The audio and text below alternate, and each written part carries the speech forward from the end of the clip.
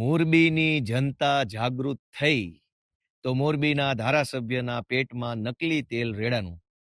અત્યાર સુધી જનતા અન્યાય, અત્યાચાર, શોષણ અને તાનાશાહી સહન કરી લેતી હતી તો કોઈને તકલીફ ન હતી.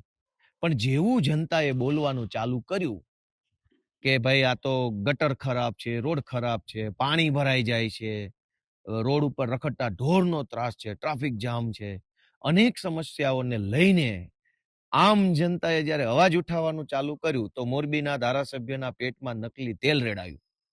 30 વર્ષ સુધી આ જ જનતાએ જ્યારે તમને મત આપ્યા અને સળંગ 30 વર્ષ સુધી ધારાસભ્ય બનાવ્યા તો તમને મજા આવી, તો તમને ગલગલિયા થયા, ખુશ થયા, આનંદ આવ્યો.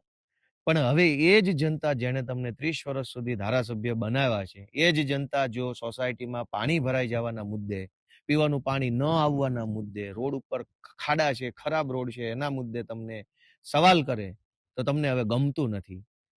અને પાછું ગઈકાલે મેં વિડીયો જોયો કે મોરબીના ધારાસભ્ય એવું કહે છે ભાજપના કે ગોપાલ ઇટાલિયામાં હિંમત હોય તો ચૂંટણી લડવા આવી જાય મારી સામે અને હું રાજીનામું પણ આપી દઈશ અને ગોપાલ ઇટાલિયાને 2 કરોડ રૂપિયા પણ ઇનામ પેટે આપીશ. તો મારી મોરબીના ધારાસભ્યએ આપેલી આ ચેલેન્જને આપણે સ્વીકારી લઈએ છીએ સહર્ષ, રાજી ખુશીથી કે જો તમે શુરા બોલ્યા ન ફરે, શુરા હોવ, મરદ માણસ હોવ અને એક જ વખત બોલતા હો, જબાનના પાક્કા માણસ હોવ તો આજે 10 તારીખ થઈ છે, મોડામાં મોડું 12 તારીખે બપોરે 12 વાગ્યા સુધીમાં રાજીનામું તમારું પડી જવું જોઈએ. ગોપાલ ઇટાલિયા પણ વટથી તમારા ચેલેન્જને સ્વીકારે છે. પણ મારી એક શરત છે કે મોરબીના ધારાસભ્ય પાટીલને પૂછવા જતા નહીં. પાટીલ અંકલ, મારાથી ભૂલથી બોલાઈ ગયું છે, હું રાજીનામું આપું કે ના આપું, અંકલ પ્લીઝ મને માફ કરો, એવી બધી વાતો કરવાની નહીં. પાટીલને પૂછ્યા વગર જ તે તમારા પોતાનામાં હિંમત હોય, તમારામાં તાકાત હોય અને તમારામાં એવું ડેરિંગ હોય તો CR પાટીલને પૂછ્યા વગર, એની પરમિશન લીધા વગર, પાટીલ મને ખીજાશે, પાટીલ મને ઠપકો આપશે, પાટીલ મને મારી ઉપર કાર્યવાહી કરાવશે એવી ડર રાખ્યા વગર મોડામાં મોડું 12 તારીખે બપોરે 12 વાગ્યા સુધીમાં જો રાજીનામું તમે આપી દો તો ગોપાલભાઈ ઇટાલિયા તમારી ચેલેન્જ સ્વીકારે છે. 30 વર્ષથી તમે મોરબીના ધારાસભ્ય છો, તમને શરમ આવવી જોઈએ.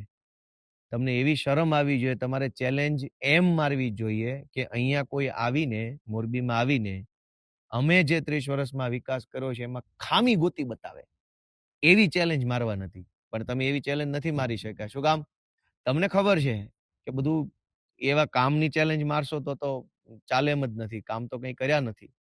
લાતી બજાર છે, પંચાસરા રોડ છે, ઉમિયા સોસાયટી છે, SP સરદાર પટેલ સોસાયટી, અનેક વિસ્તારો છે જે મોરબીના પોશ એરિયા કહેવાય, એમાં પાણી ભરાઈ જાય છે ચોમાસામાં. થોડોક 1 ઇંચ વરસાદ આવે ત્યાં તો રેલમછેલ થઈ જાય છે. તો 30 વર્ષથી ધારાસભ્ય હોવા છતાંય તમારે હવે મને ચેલેન્જો મારવી પડે છે, એ જ તમારી નિષ્ફળતાનો સૌથી મોટો પુરાવો છે. અને તમારી ચેલેન્જ અમે સ્વીકારી છે. તમારા પોતાના ભાજપના પાટીલ અંકલને પૂછ્યા વગર, પાટીલ અંકલનો ડર રાખ્યા વગર, તમારામાં હિંમત હોય તો 12 તારીખે બપોરે 12 વાગ્યા પહેલા રાજીનામું આપી દો. ગોપાલ ઇટાલિયા આવશે મોરબીમાં. જય જય ગરવી ગુજરાત. સાંજ સમાચાર ફેસબુક પેજને લાઇક કરો, વિડીયો શેર કરો અને વધુ વિગતવાર સમાચાર માટે sanssamachar.net વિઝિટ કરો.